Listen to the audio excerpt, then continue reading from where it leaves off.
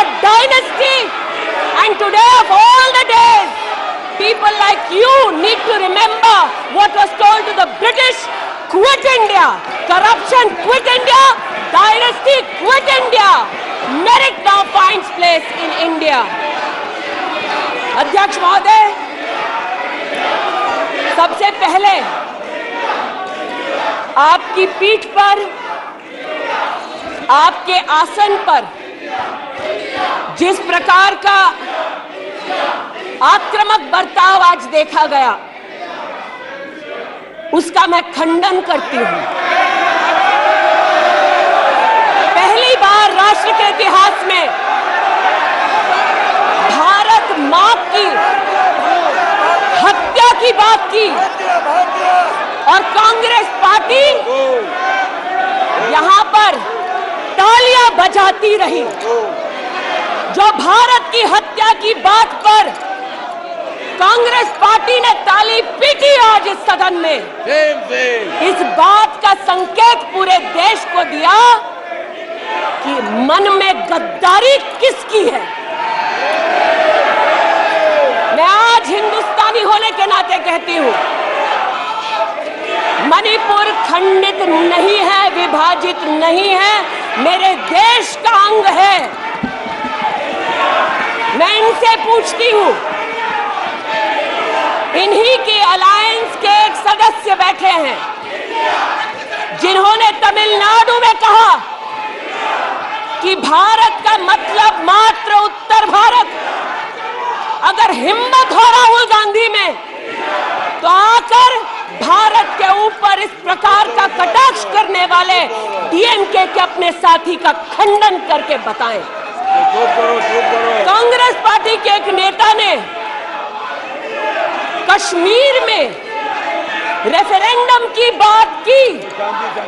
अगर हिम्मत है गांधी खानदान में तो इस सदन में और इस देश को बताए कि कश्मीर को देश से हटाने की साजिश में कांग्रेस के उस नेता का वक्तव्य क्यों है।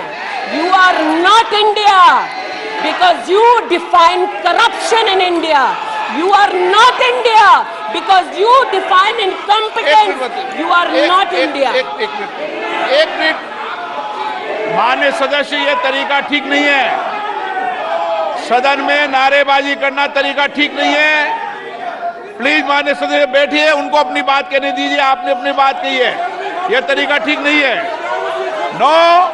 नो गलत तरीका है आपका, नो गलत तरीका है आपका। स्मृति जी।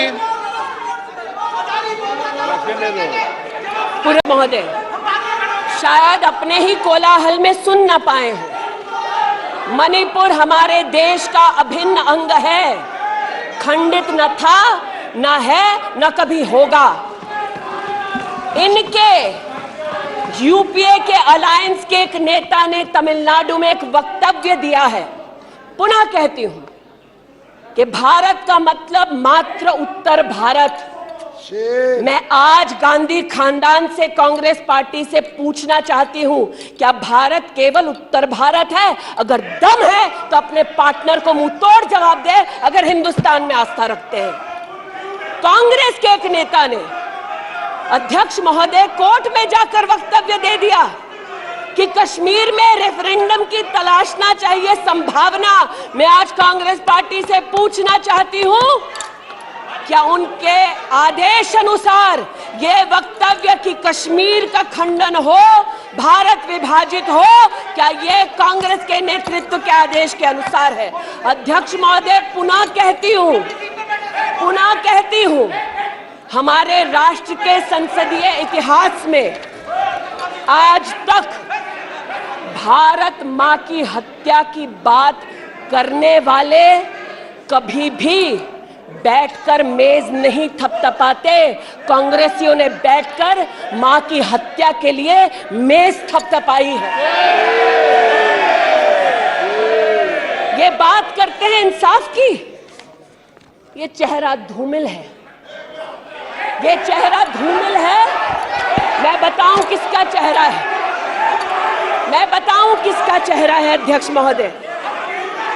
ये चेहरा है गिरिजा टिक्कू का। सुन लीजिए पंडितों की दास्तान आप भी। गिरिजा टिक्कू का यह चित्र है। 90 के दशक में एक महिला यूनिवर्सिटी में अपना पेचेक लेने जाती है। सारी बातें करूंगी। अपना पेचेक लेने जाती है, बस से घर लौटने का प्रयास करती है। उसको 5 मर्द बस से खींचकर टैक्सी में ले जाते हैं, बलात्कार करते हैं और फिर आरी से उसका बदन काट देते हैं। जब गिरिजा टिक्कू के जीवन पर एक फिल्म में एक प्रति आया,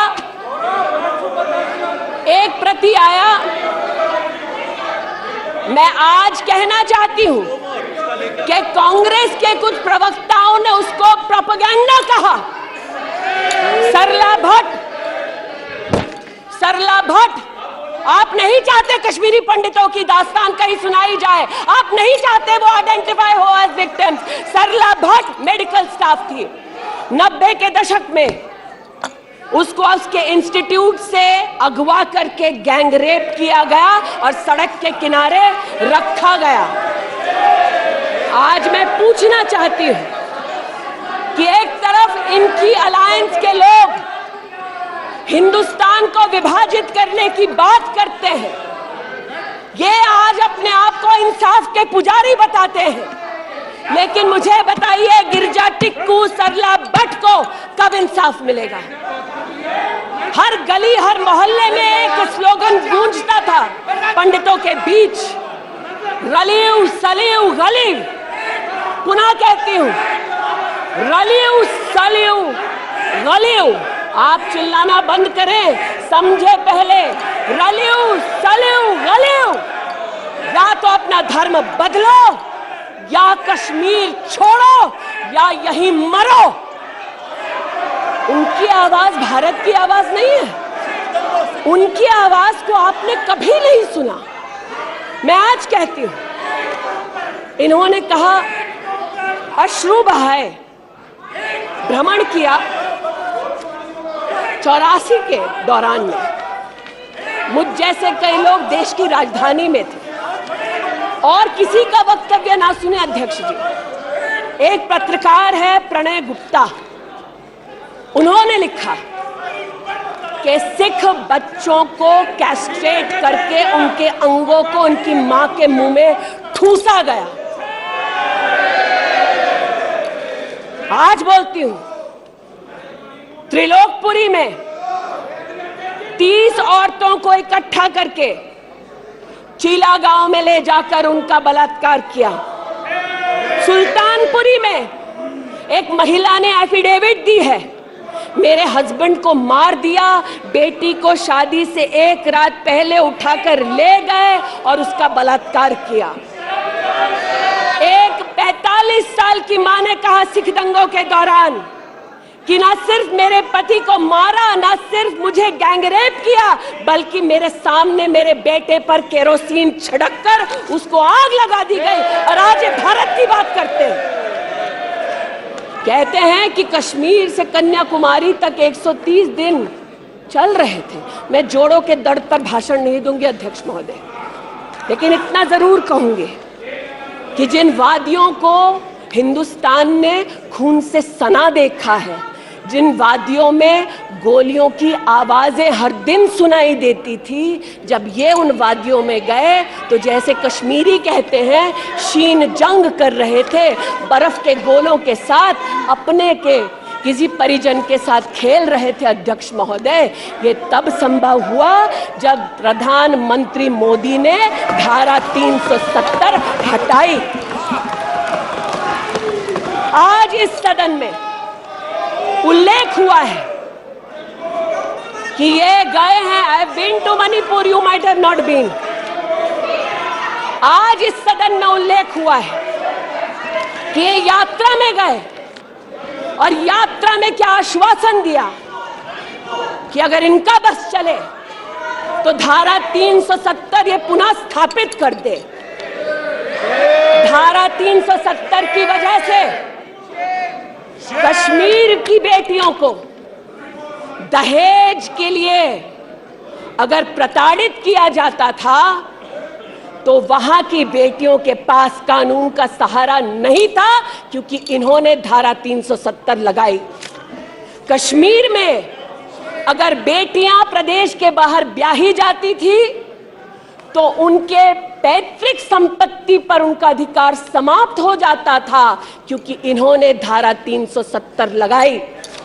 कश्मीर में अगर 14 साल से कम उम्र की बच्ची का 18 साल से कम उम्र की बच्ची का ब्याह रचा दिया जाता था तो उसे कानून का संरक्षण नहीं मिलता था, क्योंकि इन्होंने धारा 370 लगाई। आज जो भग गए हैं सदन से उनसे कहना चाहती हूं कि इस देश में ना धारा 370 लौटेगी, इस देश में कभी भी पंडितों को रलिव सलिव गलिव का धमकी कोई देने वाले बचेगा नहीं।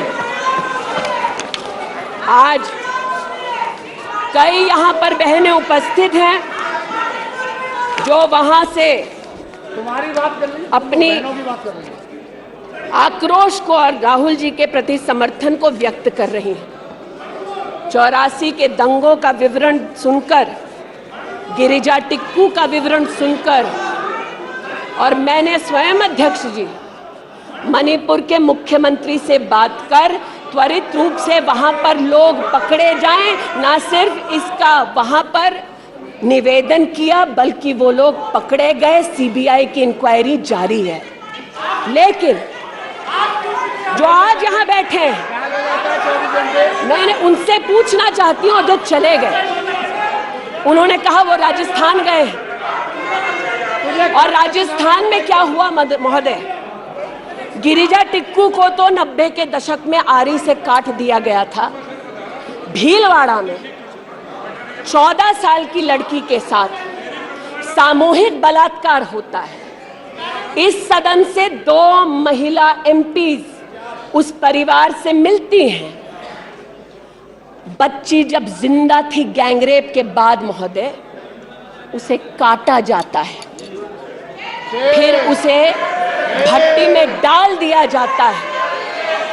ये इन महिला सांसदों का वक्तव्य है कि जिस बच्ची को 14 साल की उम्र में जब जीवित थी गैंगरेप के बाद भीलवाड़ा राजस्थान में काटा गया, जलाने के लिए फेंका गया, उसका मात्र एक हाथ भट्टी के बाहर छूट गया था।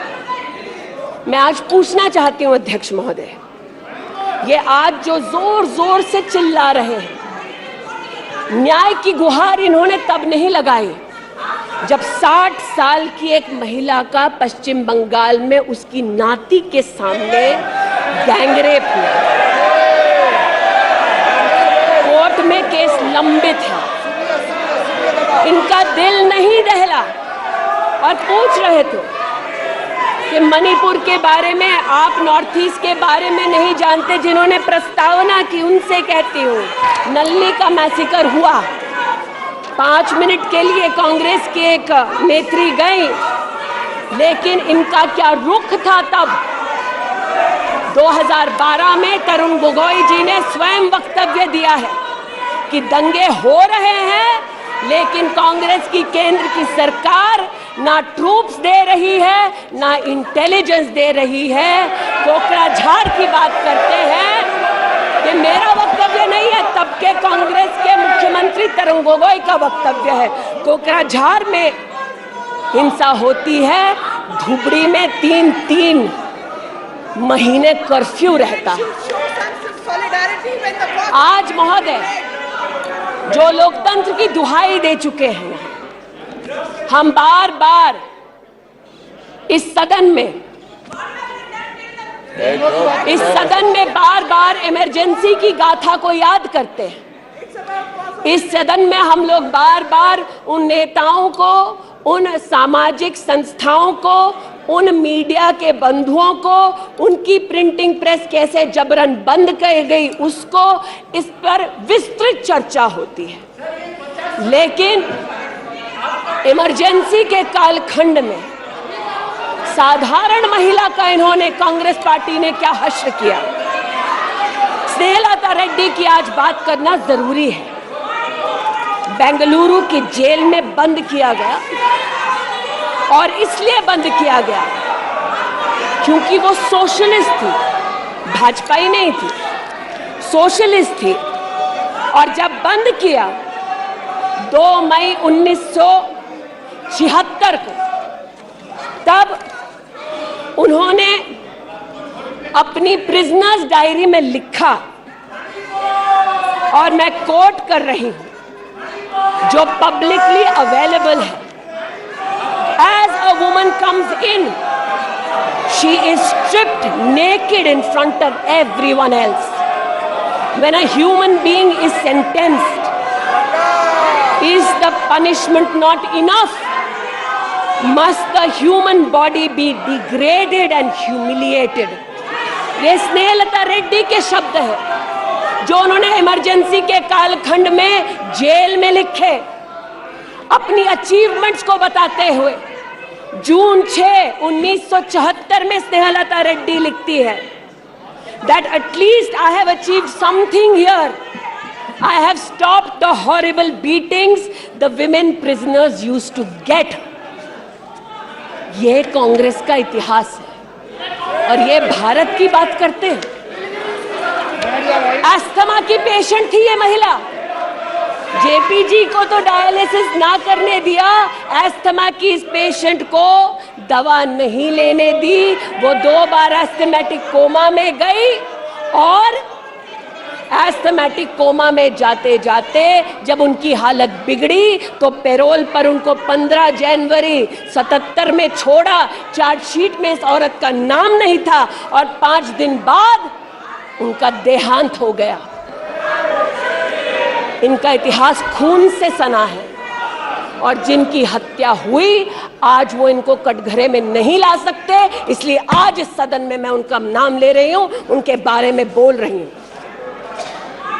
चाहते हैं कि मणिपुर पे चर्चा हो,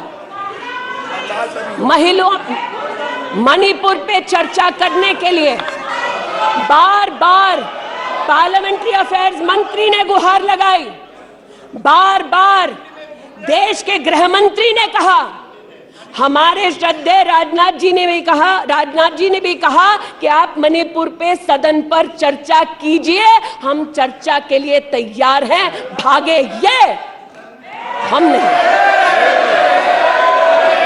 भागे ये और हम नहीं। और भागने के पीछे कारण क्या? क्योंकि गृह मंत्री जब बोलने लगेंगे, परतें जब खुलने लगेंगी, तब ये मौन साध लेंगे।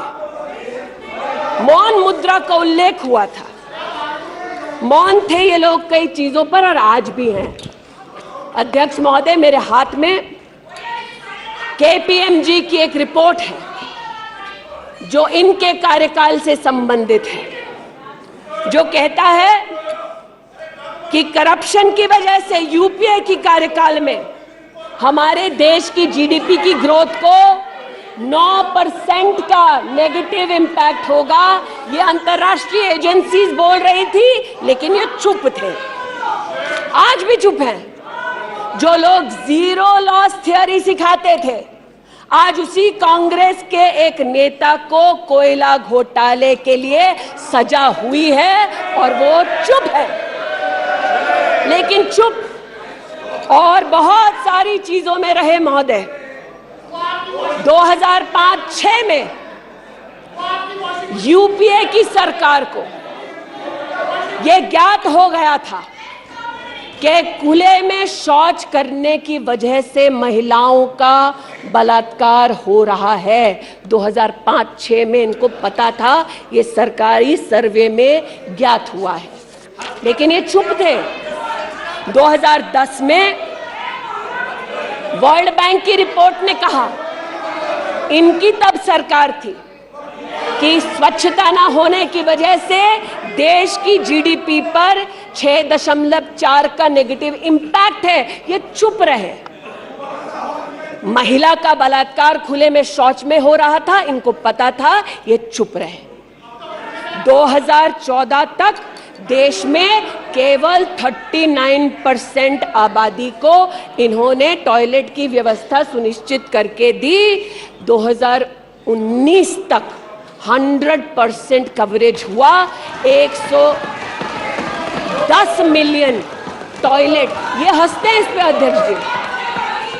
शायद इनको पता नहीं है कि एक महिला के लिए दिन की शुरुआत में शौच के लिए बाहर जाना या सूर्यास्त का इंतजार करना, शौच के लिए बाहर जाना और वहां उसका शारीरिक शोषण होना, बलात्कार होना, ये कितनी बड़ी सामाजिक और क्रिमिनल चुनौती है, इस बात से इनको कोई सरोकार नहीं, इसलिए उपहास का विषय बनाते हैं।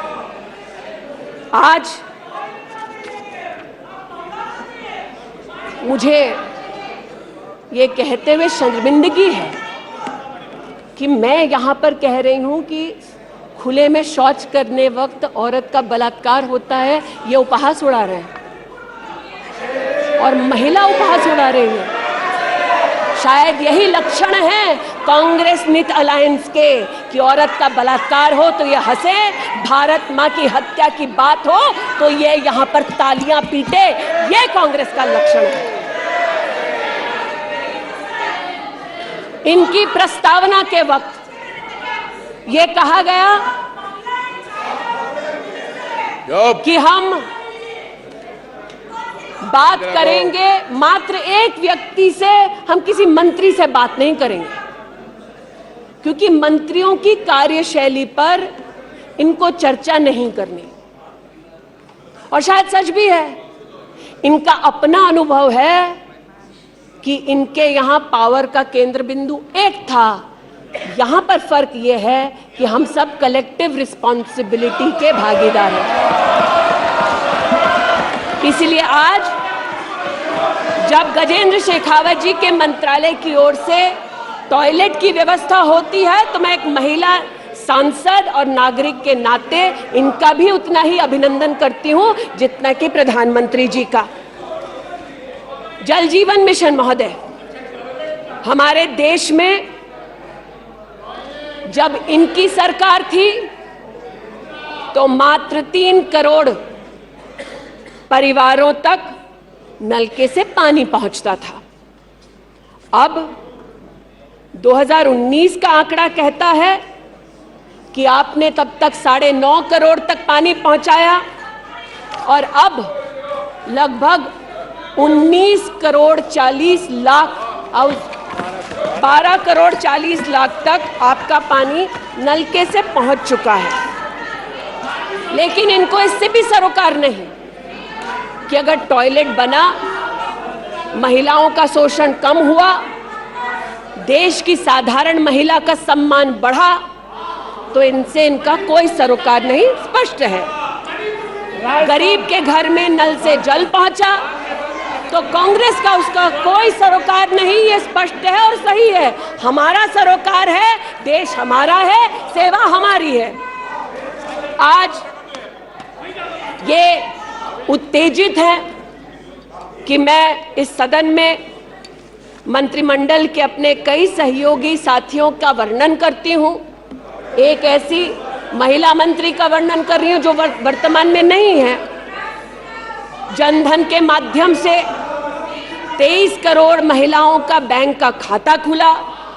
ये इनके लिए कोई मान्यता नहीं रखता, ये मुझे स्वीकार है, ये हमारे लिए अहम है।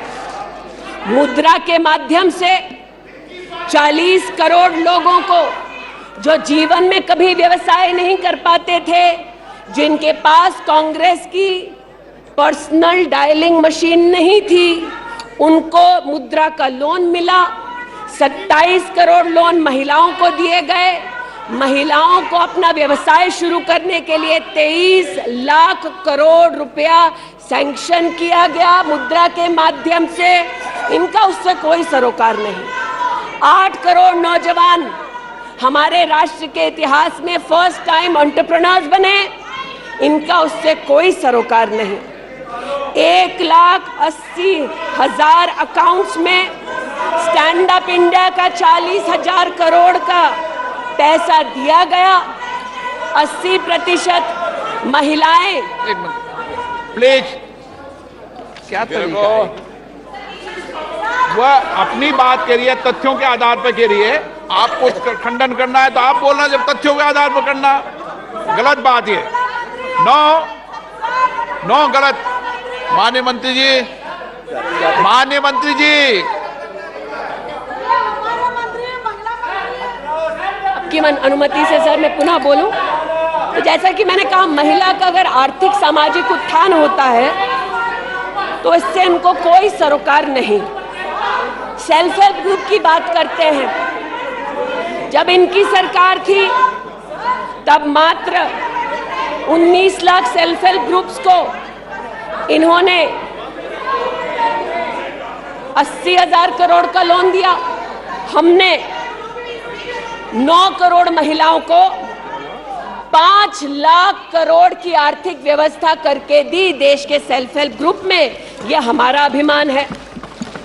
जो आज महिला के बारे में चर्चा कर रहे हैं, टोका-टोकी बंद करो सर। जब इन्होंने महिला संबंधित बजट की व्यवस्था की तब इनके कार्यकाल से 130% ज्यादा बजट हमारे प्रधानमंत्री जी ने देश की महिलाओं को समर्पित किया। ये हमारा अभिमान है। आयुष्मान भारत के अंतर्गत 10 करोड़ परिवारों में महिलाओं को आयुष्मान भारत का कार्ड मिला। आज तक 2 करोड़ 60 लाख महिलाओं ने हॉस्पिटल वेलनेस सेंटर में सुविधाएं ली। ब्रेस्ट कैंसर में 12 करोड़, सर्विकल कैंसर में 8 करोड़ महिलाओं ने स्क्रीनिंग कराई। इनका उससे कोई सरोकार नहीं, बल्कि इनका उनसे सरोकार है दिल्ली में जिन्होंने आयुष्मान भारत योजना दिल्ली में लागू ही नहीं की। इनका उनसे सरोकार है। देश में मोदी सरकार में 3 करोड़ 84 लाख घर बने, जिनमें से 2 करोड़ 86 लाख महिलाओं को मिले। इनका उनसे कोई सरोकार नहीं, क्योंकि गरीब महिला लखपति दीदी बन गई, वो हमारा अभिमान है, इनका नहीं। हमारे देश में 8 करोड़ 50 लाख बेटियों ने समग्र शिक्षा के माध्यम से स्कूल में सेवा ली, मुफ्त टेक्स्ट बुक की सेवा ली। बेटियां का ये उपलब्धि हमारा अभिमान है, इनका नहीं। 5 लाख से ज्यादा बेटियों के लिए स्कूलों में अलग से टॉयलेट की व्यवस्था हुई। ये इनका अभिमान नहीं, हमारा अभिमान है। हमें अपनी बेटियों पे गर्व है। 5 लाख दिव्यांग बेटियों को मंथली स्टाइपेंड मिलता है। ये सेवा हम देश की बेटियों को दे सकते हैं। ये हमारे लिए बहुत बड़ा प्रभु का उपकार है। 1,28,000 बेटियों को मेरिटोरियस स्कॉलरशिप दी जाती है, 12,000 रुपए की हर साल। ये सेवा का मौका परिवारों ने हमको दिया। 2 लाख से ज्यादा बेटियों को सेल्फ डिफेंस की ट्रेनिंग दी जा रही है। आज एलिमेंट्री एजुकेशन में बेटियों की एनरोलमेंट 100% है इस देश में। ये हमारे देश के लिए गौरव की बात है। आज पहली बार फीमेल एनरोलमेंट उच्च शिक्षा में महोदय 2 करोड़ से ज्यादा हुआ है महिलाओं का। ये देश के लिए गौरव की बात है। आज दलित बेटियों का एनरोलमेंट बढ़ा है 38%।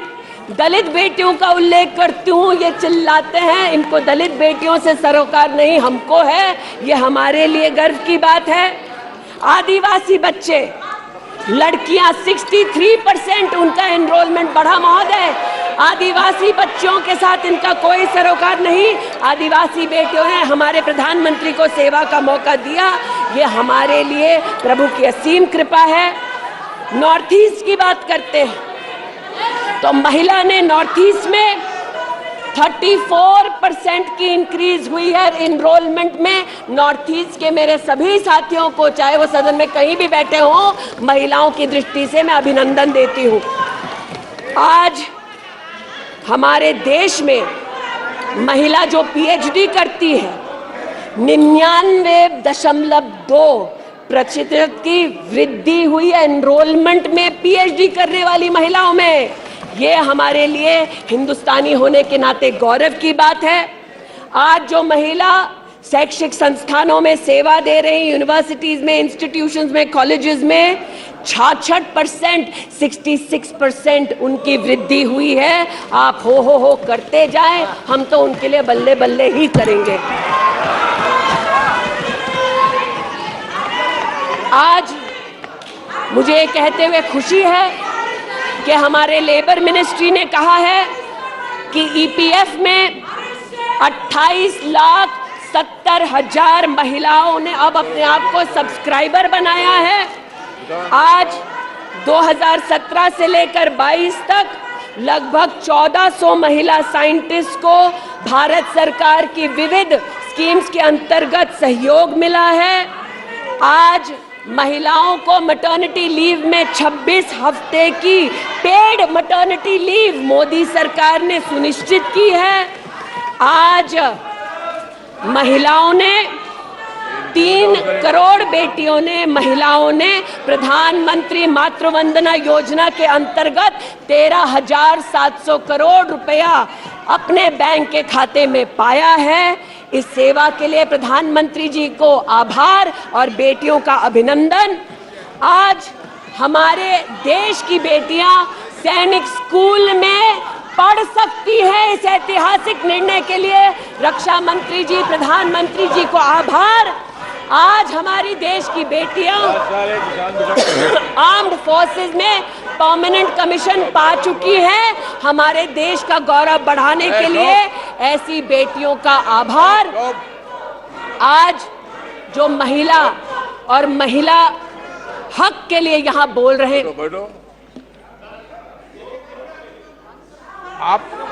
आप विषय पे बोल रही हैं और अविश्वास प्रस्ताव पे सब विषय पे बोल सकते हैं। ये तरीका अच्छा है क्या? बोलिए मानी। अरे वो भी शायद मजबूर हैं, उनको भी रिमोट से डायरेक्शन आया है। इतना ही कहना चाहती हूँ कि आज एक तरफ हमारी बेटियों ने सैनिक स्कूल में, आर्म्ड फोर्सेस में अपने प्रतिभा के आधार पर देश का गौरव बढ़ाया है। दूसरी ओर बिना किसी पुरुष सहयोगी के हिंदुस्तान के इतिहास में पहली बार 4,313 मुस्लिम बहनें अकेली हज के लिए गईं और सुरक्षित हिंदुस्तान लौटी। जो महिला हक की बात करते हैं महोदय, उनसे कहना चाहती हूँ, महिला हक को संरक्षित करने के लिए जब हमारी सरकार ट्रिपल तलाक के कलंक को मिटाना चाहती थी, तब महिला के हक में नहीं बल्कि वोट बैंक के लालच में इन्होंने सदन की कार्रवाई को त्याग दिया था।